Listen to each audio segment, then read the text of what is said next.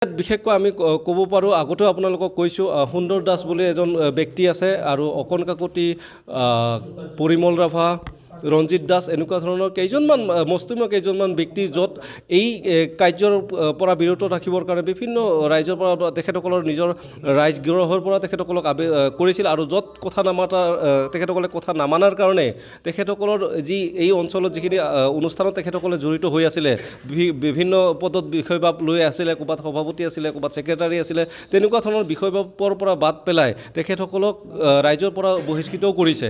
গতিকে তাত স্বত্তেও তেখেতসকলে কেইটামান টকাৰ বিনিময়ত এই অঞ্চলটোক এটা অন্ধকাৰলৈকে ঠেলি দিব বিচাৰিছে। আমি তেখেতসকলক সকীয়াও দিওঁ, যদি এনেকুৱা কাৰ্যৰ পৰা তেখেতসকলে বিৰত নহয় তেতিয়াহ'লে ৰাইজৰ দোষত তেখেতসকলে পৰিব। তেতিয়া কিন্তু ৰাইজ সজাগ হোৱাৰ পিছত তেখেতসকলে কিবা এটা হ'লে তেখেতসকলে দায়ী হ'ব। আচলতে যিজন সুন্দৰ দাস, তেখেত এজন জলসিঞ্চন বিভাগৰ চাকৰিয়াল হয়, তেখেতে মাটিৰ দালালো হয় আৰু মাটিৰ দালালৰ প্ৰমাণপত্ৰ আমি ইতিমধ্যে আমি DC ছাৰলৈকেও দিছোঁ, SDC লৈকে দিছোঁ। তেখেত যে সঁচাকৈ দালাল হয়, মাটিৰ দালাল হয়, আমি প্ৰমাণ সহকাৰে দিছোঁ।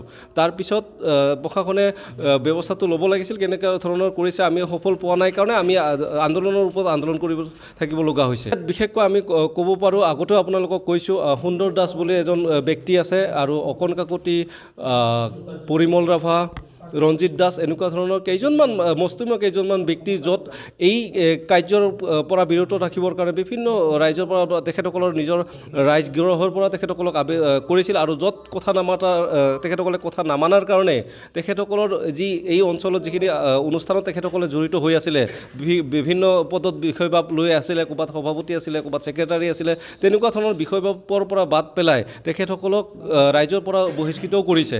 গতিকে তাত স্বত্তেও তেখেতসকলে কেইটামান টকাৰ বিনিময়ত এই অঞ্চলটোক এটা অন্ধকাৰলৈকে ঠেলি দিব বিচাৰিছে।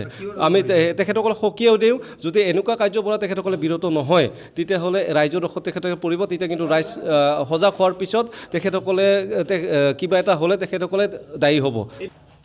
আচলতে যিজন সুন্দৰ দাস, তেখেত এজন জলসিঞ্চন বিভাগৰ চাকৰিয়াল হয়, তেখেতে মাটিৰ দালালো হয় আৰু মাটিৰ দালালৰ প্ৰমাণপত্ৰ আমি ইতিমধ্যে আমি DC ছাৰলৈকেও দিছোঁ, SDC লৈকে দিছোঁ। তেখেত যে সঁচাকৈ দালাল হয়, মাটিৰ দালাল হয়, আমি প্ৰমাণ সহকাৰে দিছোঁ।